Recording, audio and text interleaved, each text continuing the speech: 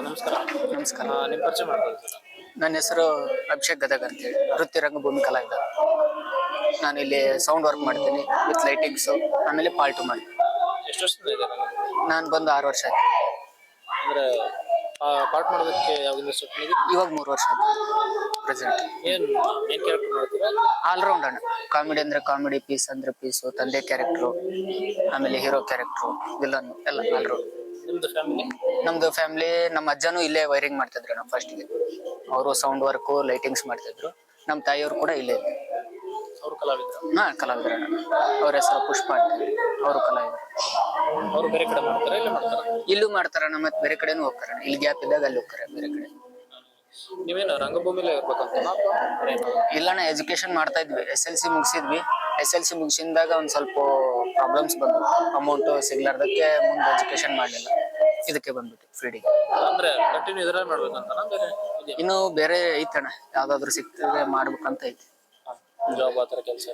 Sound system ಮಾಡ್ಬೇಕನ್ನೋದು ಒಂದು dream ಐತೆ ಸ್ವಂತ. ಅದು ಒಂದೇ. ಊರಲ್ಲಿ ಬರ್ತದೆ? ನಮ್ದು ಗದಗ ಹತ್ರ ಮುಂಡ್ರಿಗೆ ಅಂತ ಹೇಳಿ. ಈ ಆರ್ಟಿಸ್ಟ್ ಫೀಲ್ಡ್ ಅಲ್ಲಿ ನಿಮ್ಗೆ ರೆಸ್ಪಾನ್ಸ್ ಹೇಗಿದೆ ಜನರು? ಚಲೋ ಇದೆ.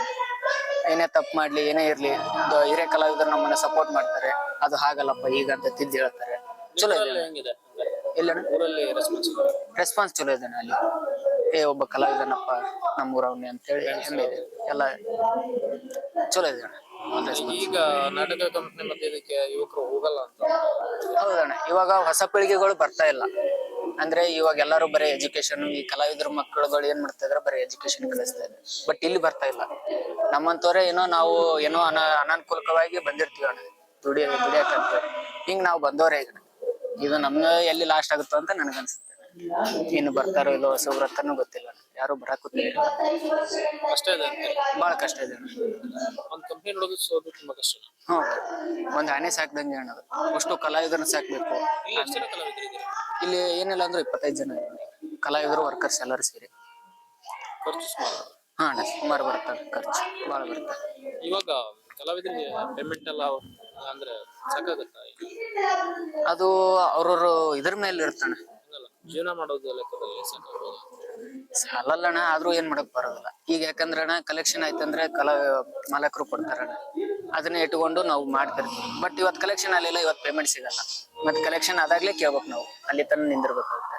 ಹಿಂಗಾಗಿ ಅದ್ರಾಗೆ ಅನುಸರಿಸ್ಕೊಂಡು ಹೋಗ್ಬಿಡುದಣ್ಣ. ಅಂದ್ರೆ ದಿನದ ಲೆಕ್ಕನ? ಡೈಲಿ ಅಣ್ಣ, ಡೈಲಿ ಇರ್ತಾನೆ. ದಿವಸದ ಲೆಕ್ಕದಂಗೆ ಒಂದ್ಸಲ? ಇಲ್ಲಣ್ಣ, ಡೈಲಿ ಪೇಮೆಂಟ್ ಕ್ಲಿಯರ್ ಮಾಡಿಬಿಡ್ತಾರೆ. ದಿನಕ್ಕೆ? ಅಣ್ಣ, ಹಂಗೇನ್ರ ಕಲೆಕ್ಷನ್ ಚಲೋ ಆಗ್ಲಿಲ್ಲ, ಅಮೌಂಟ್ ಆಗ್ಲಿಲ್ಲ ಅಂದ್ರೆ ಅದನ್ನ ಬರ್ದಿಟ್ಕೊತಾರೆ. ಮತ್ತೆ ಲಾಸ್ಟಿಗೆ ಮಾಡ್ತಾರೆ, ಬೆನಿಫಿಟ್ ಅಂತೇಳಿ ಮಾಡ್ತಾರ.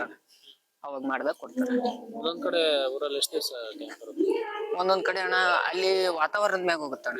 ಅಂದ್ರೆ ಜನ ಜಾಸ್ತಿ ಯಾವ ನಾಟಕ ನೋಡ್ತಾರ ಆ ನಾಟಕಗಳು ಹಾಕ್ತಿವಣ್ಣ. ಅಂದ್ರೆ ಒಂದೊಂದ್ ಹತ್ರ ನಮ್ಮ ಉತ್ತರ ಕರ್ನಾಟಕ ಕಡೆ ಕಾಮಿಡಿ ಜಾಸ್ತಿ ನೋಡ್ತಾರೆ, ಅಲ್ಲಿ ಕಾಮಿಡಿ ಜಾಸ್ತಿ. ಈ ಸೈಡ್ ಸ್ಟೋರಿ ಜಾಸ್ತಿ ನೋಡ್ತಾರೆ. ಸ್ಟೋರಿ ಈ ನಾಟಕಗಳು ನಮ್ಗೆ ಏನಿರ್ತಾವಲ್ಲ ಅವ್ನ ಹಾಕೊಂತ ಹೋಗ್ತೀವಣ್ಣ. ಹೆಂಗ ಕಲೆಕ್ಷನ್ ಡೌನ್ ಆಗುತ್ತೆ ಅವಾಗ ಕಿತ್ತು, ಅವಾಗ ಬೇರೆ ಕಡೆ ಮತ್ತೆ ಹೋಗ್ತೀವಿ. ಆಮೇಲೆ ಮಳೆಗಾಲದಾಗೂ ಬಹಳ ಕಷ್ಟ, ಯಾಕಂದ್ರೆ ಜನ ಹೊರಗೂ ಬರಂಗಿಲ್ಲ ಮಳೆ ಆಗೋದಕ್ಕೆ. ಇಲ್ಲಿ ಚಲೋ ಇದೆ, ಚಲೋ ಇದೆ. ಹೊರಗೆ ಹೋಗಿರ್ತೀವಲ್ಲ ನಾವು ನಾಟಕ ಡ್ರಾಮಾ ಬಿಟ್ಟಿಂದಾಗೆ ಚಲೋ ಇದೆ ರೆಸ್ಪಾನ್ಸ್. ಇಲ್ಲಿ ಎಷ್ಟು ವರ್ಷದಿಂದ ಬರ್ತದೆ ಸಿರ್ಸಿಗೆ? ಈಗ ಸುಮಾರು ಒಂದು 6-7 ವರ್ಷದಿಂದ ಬಂದಿದ್ದೇನೆ. ಇದೇ ಫಸ್ಟ್ ಮತ್ತೆ ಕಂಪ್ನಿಗೆ ಬಂದಿದ್ದು. ಅವಾಗ ಕಲಾವಿದ ಇನ್ನಿಲ್ಲ ಅಣ್ಣ, ಅವಾಗಿನ ಸ್ಕೂಲ್ ಹೋಗ್ತಿದ್ದೆ. ಕಲಾವಿದರ ಬಂದಿದ್ದ ಸಲ? ಇದೇ ಫಸ್ಟ್ ಟೈಮ್ ನಾ ಸಿರ್ಸಿ ಬಂದಿದ್ದು.